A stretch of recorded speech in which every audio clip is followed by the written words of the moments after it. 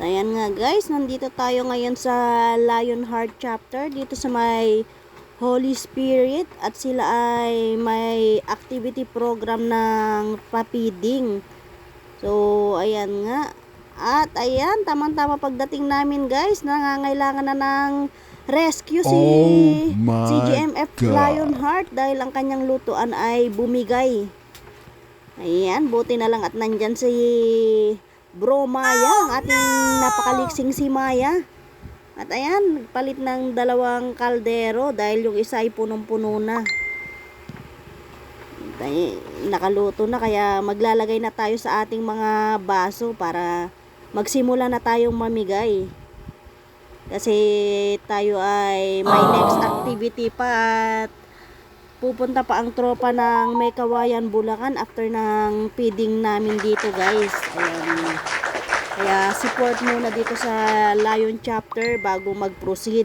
At kasama rin naman natin ang ating si CGMF na head ng Lionheart chapter.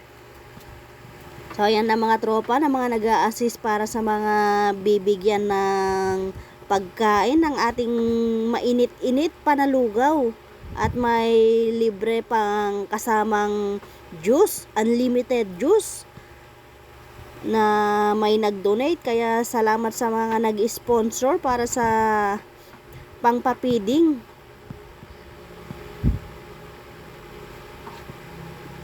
Naiisa lang naman ang ating mga layunin, ang makatulong at makapaglingkod sa ating komunidad. So ayan nga ang mga nagsisipagtigil na mga tropa, mga motorista at saka mga nakasasakyan. Ayan, mga humihingi ng ating lugaw, mainit-init na lugaw.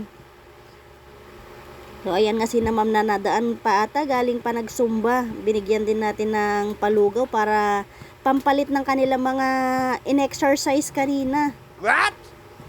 At ang mga nadadaan na mga siklista na natin na napapagod sa pagpadyak, ayan, tamang-tama ang mainit na lugaw.